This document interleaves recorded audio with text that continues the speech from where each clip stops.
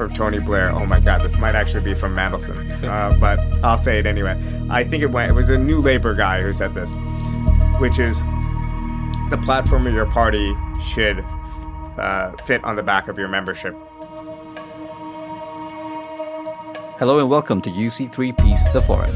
This is your host, Lutfi Hakim Arif. In this episode of The Forum, we will be speaking to Bhaskar Sunkara on current issues around the American socialist movement. Bhaskar Sunkara is the president of The Nation magazine and the editorial director of Jacobin, a publication that he founded as an undergraduate in 2010. He is also the publisher of Book Forum, Catalyst, and the author of the Socialist Manifesto, The Case for Radical Politics in an Era of Extreme Inequality.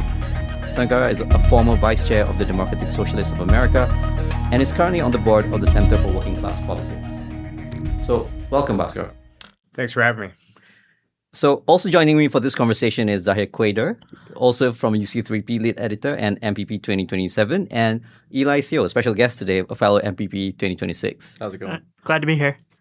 So, without wasting any more time, because I know you've got a really busy schedule ahead of you before and after this.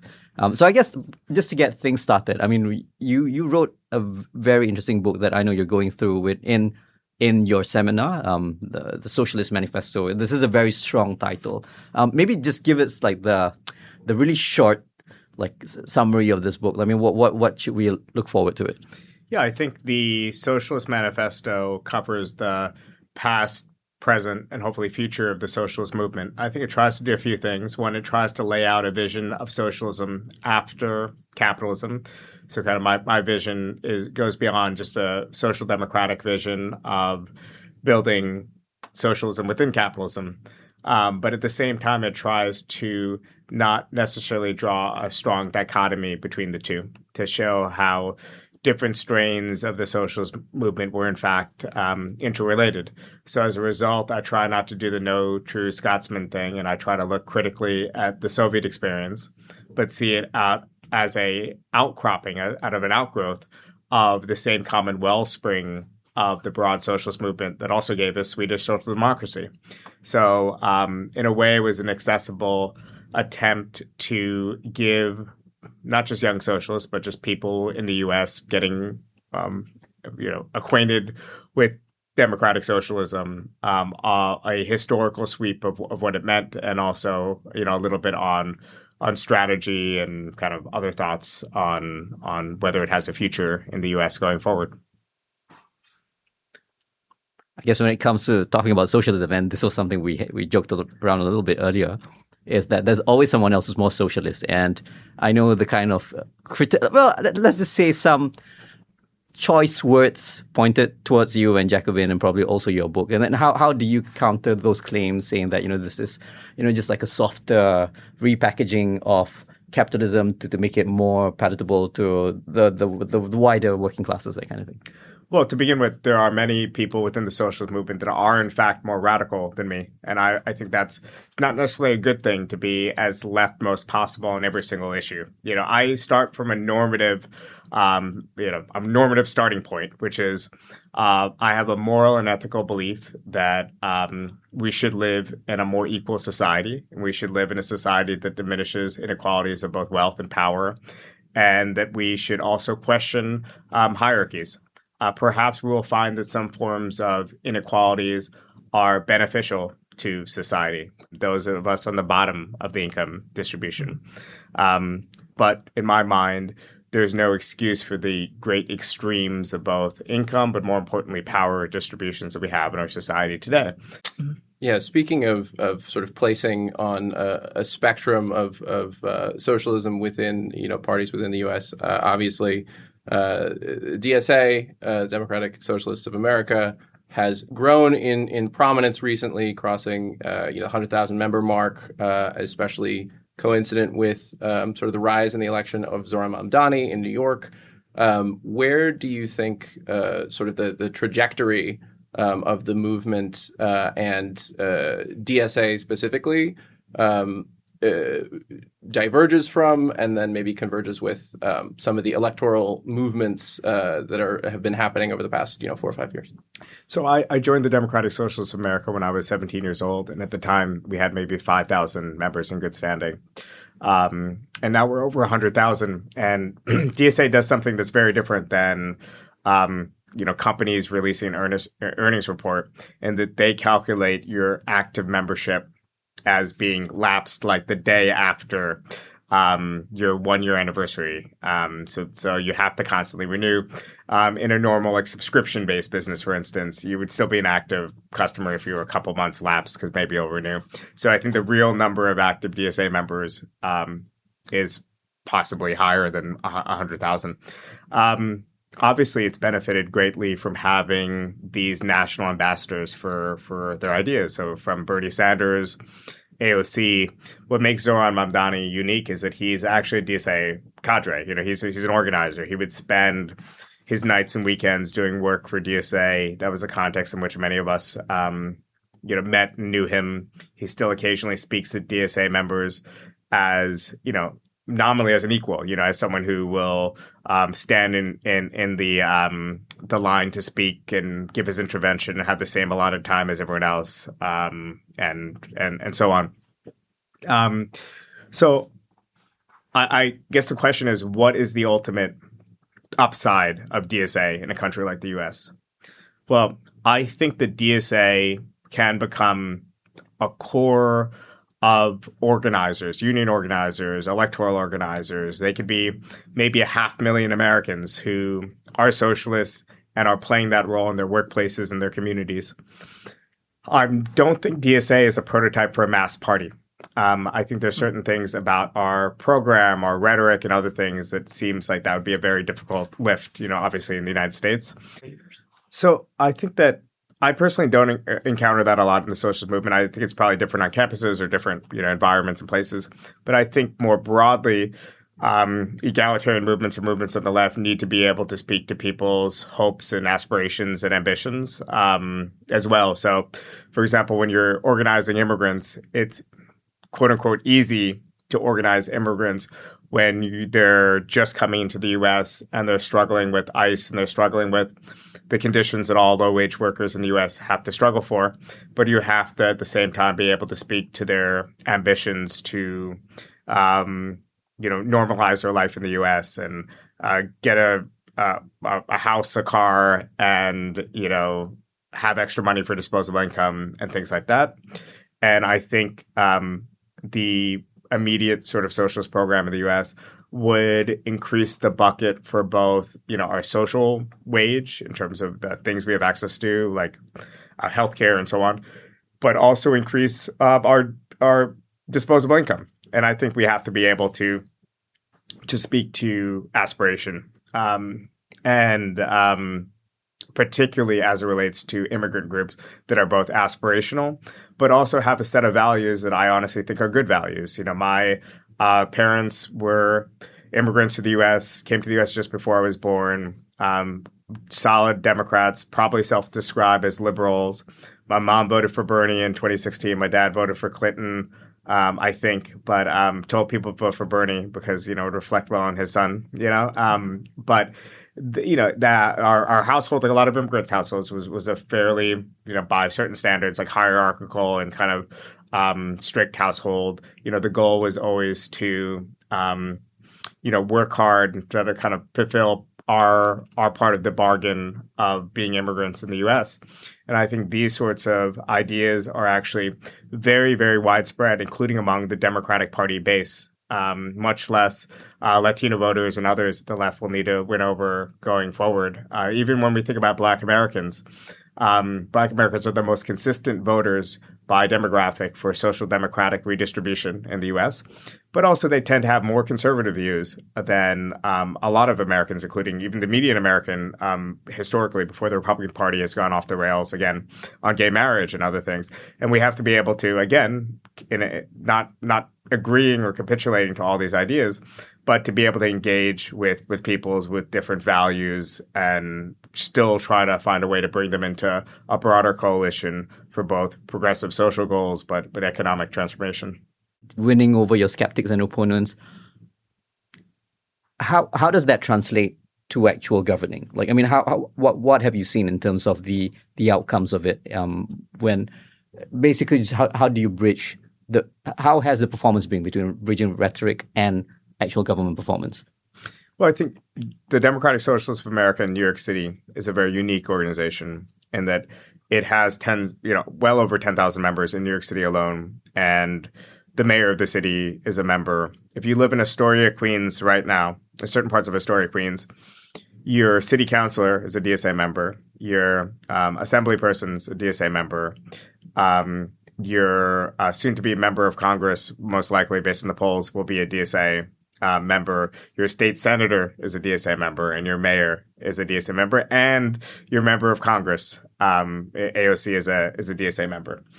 So in those areas, obviously there's various different tensions, but there is an emphasis on building, maintaining a base, and also not being isolated. So, for example, there are certain moments when the left needs to make alliances with the center to avoid isolation. And in those places, I'm actually worried in part about the dilution of what makes our message as socialists distinct. And this gets to thinking about new forms of participatory governance, or encouraging the creation of assemblies, or encouraging things like, let's say, when a company goes through bankruptcy, perhaps workers deserve the right of first refusal, and access to,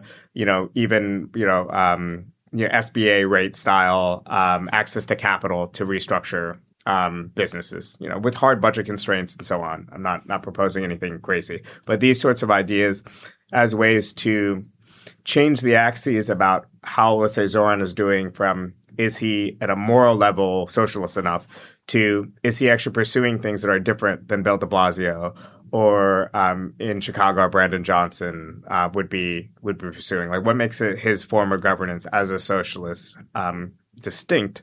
And I think there is a bigger danger of a sort of bureaucratization, and also, instead of the creation of new identity, a kind of recourse on various forms of tribalism. And we know that it's important, of course, to figure out ways to reach people in different communities. Do your outreach in different language, or do little campaigns like the, Tio's for Bernie sort of campaign and things like that. All matter, but at the end of the day, we're trying to create a new body politics, not doing machine, politics.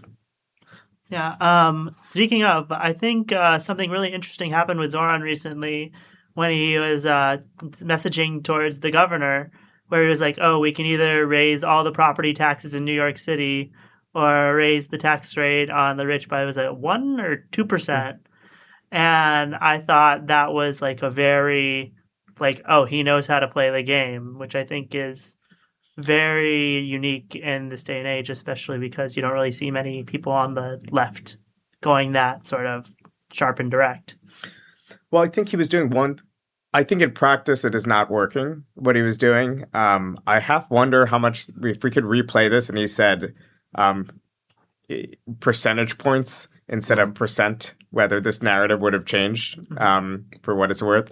Because just the 8%, 9% hike is the only headline, basically.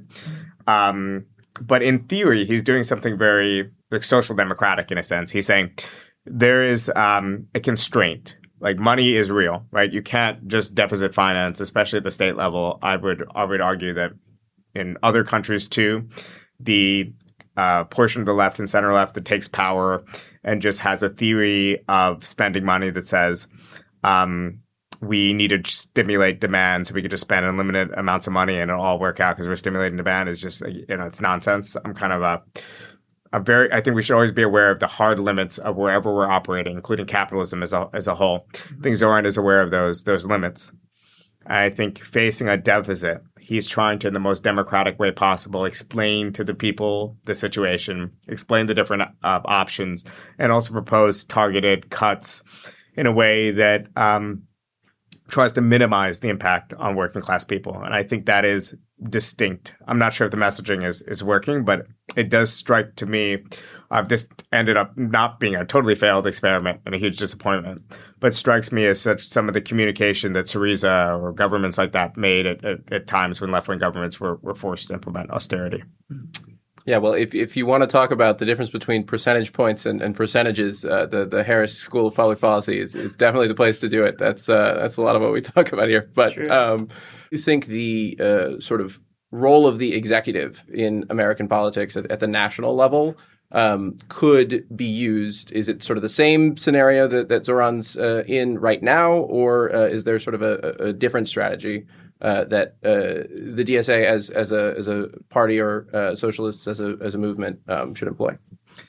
So I think in general, executive office is much more thorny than legislative office when you're building an opposition movement. Zohran's going to immediately have to make hard decisions that will be for the benefit of the city as a whole. He's going to need to explain his decisions. Obviously, he's among the best communicators we've ever seen in American politics. So that's thorny. I do think, though, at the same time, as politics becomes more hollowed out and fragmented, the presidential election and that national communicative platform is still the most effective way to kind of short circuit, most effective way to kind of get to a shortcut to building a national popular movement. Bernie was able to do that way. I think AOC, if she runs for president, would be able to do the same. And if she got into power, the U.S. presidency is possibly the only executive in the world in which you can almost do whatever you want. I'm still not an MMT guy, but you know, with the world sovereign currency and the size of our budget and the way in which executive orders has, for good and bad, been employed, you could do a lot from that perspective. So I think that that if Zohran wanted to run for mayor, I don't know him enough to know this for certain. You know, I know him only in, passing and small conversations here and there. But my hunch is that he was running for office to raise his profile for a future run for Congress or for something like that. Or at least that was always my hope and ambition for him. And like a good politician in conversations, he just kind of tends to repeat what you're saying and agree with you. And, you leave feeling good.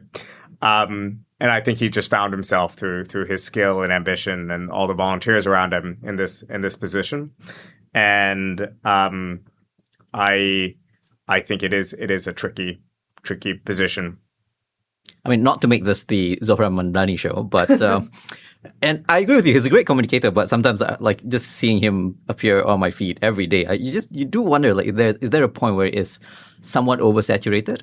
But also, it's like, is this more of a NYC thing, and this level of engagement and interest in the DSA, and can it be something that's a model that's replicated elsewhere in the US? Maybe in Middle America, in places where it's probably you have less of that eclectic mix, which lends itself to this kind of sort of UAW's coordinated May Day 2028 sort of strike strategy.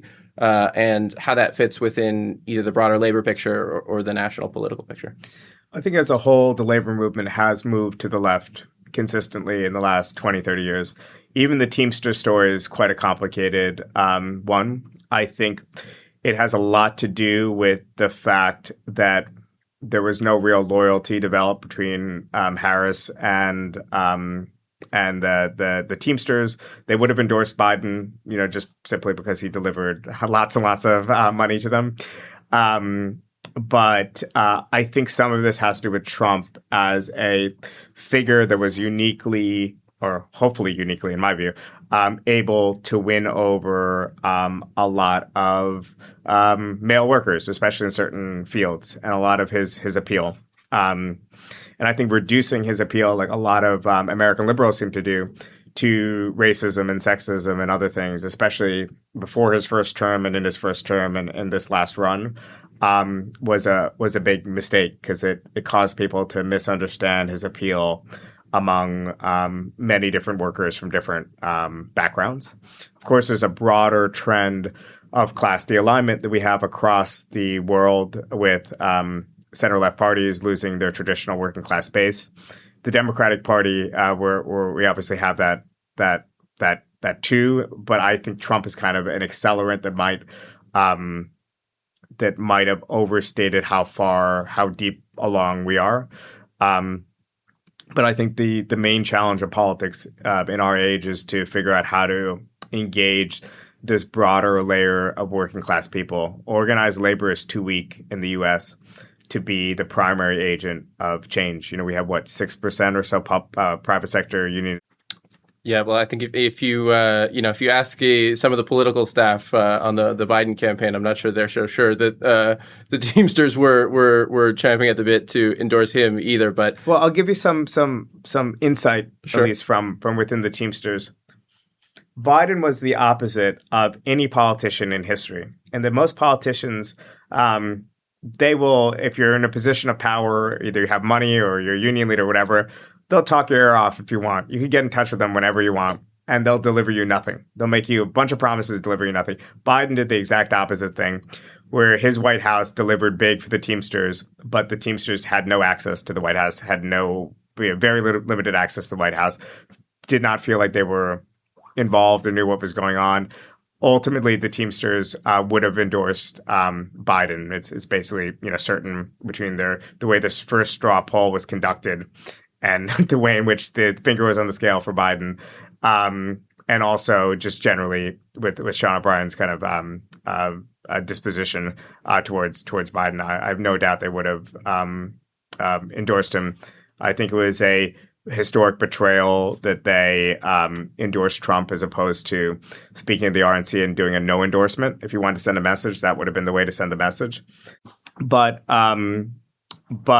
that to me is like good politics, and I think it isn't coming from the cast of people who are really leading Democratic Party policies. There's a lot of whataboutism from within the Democratic Party where I think there needs to be much more message discipline. And whenever I say that to people, they say, who are you going to throw under the bus? You really think you're going to win over all these white conservative males? Not all of them, but enough of them to make a difference, and enough of them in rural areas. The Democrats are not losing rural areas by 40, 50 points. They're losing it by 20 points instead. And if you want proof of the concept, just look at social views among Black men. The contrary to some of the immediate panic around the exit polls, are still very consistent Democratic Party voters. They're more conservative in general on a host of social views that I think are very important at a moral level, but they're still part of the coalition, and they're voting the same way. The same will be true of a lot of the rest of the working class.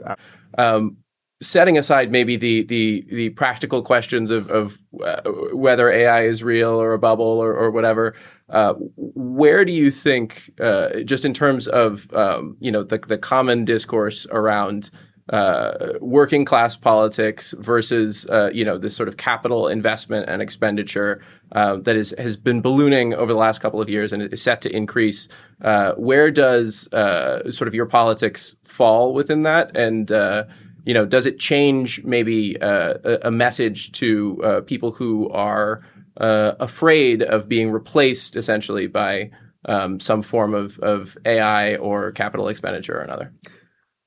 So in my mind the question is who's leading the transformation, and is the transformation being shaped in some sort of democratic way? So the Swedish model, our kind of most exquisite, most pure model of social democratic transformation. I just mean in terms of the theory. If, for example, I'll give you an example from the magazine industry. Let's say if I spend $100,000 a year on caging for direct mail, $100,000 in manual data entry if I'm a big company selling a widget, or if I'm selling a magazine or something like that.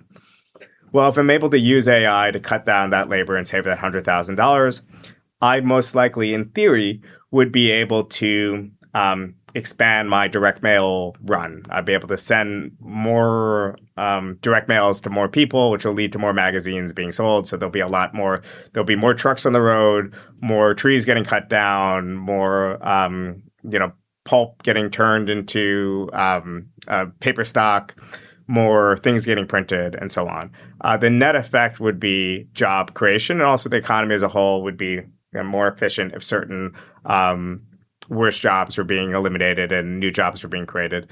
But all that is premised on me actually feeling the pressure to expand, to invest and expand production, as opposed to just pocketing the $100,000 and putting it in some sort of outside emerging market or something like that doesn't actually directly help the American worker. Even in that example, it's not quite as zero sum as some AI critics, for example, would put it.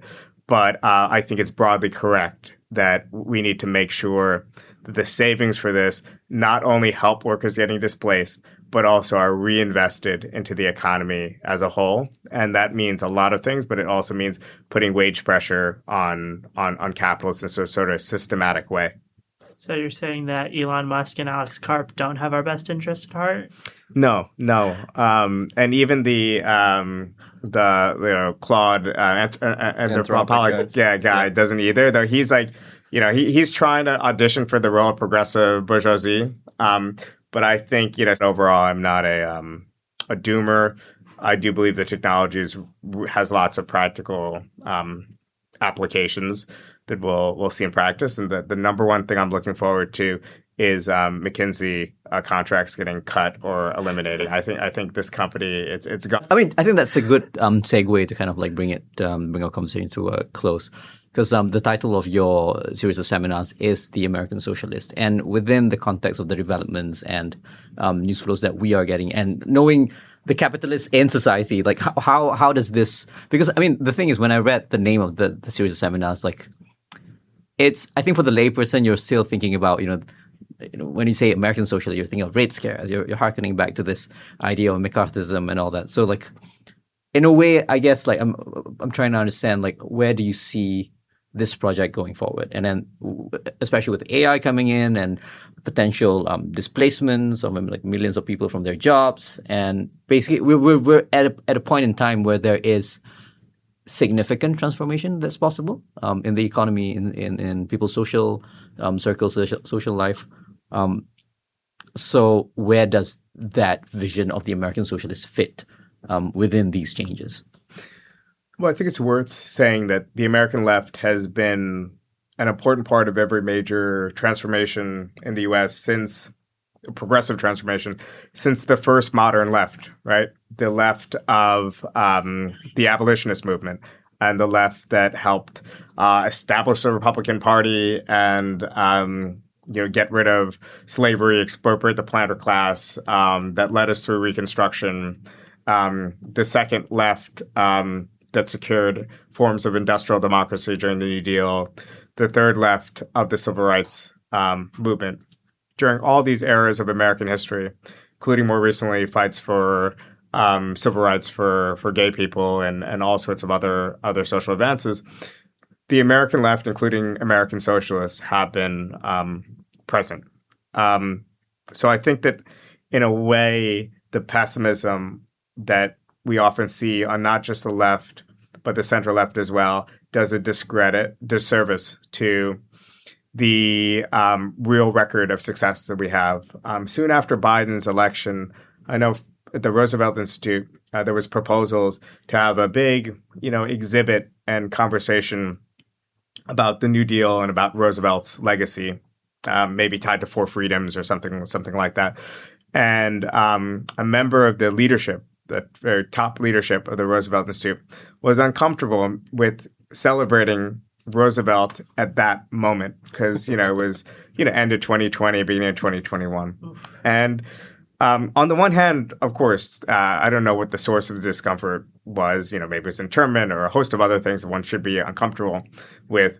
But there's sort of a bizarre thing going on in politics when you can't trumpet Roosevelt if you're the Roosevelt Institute.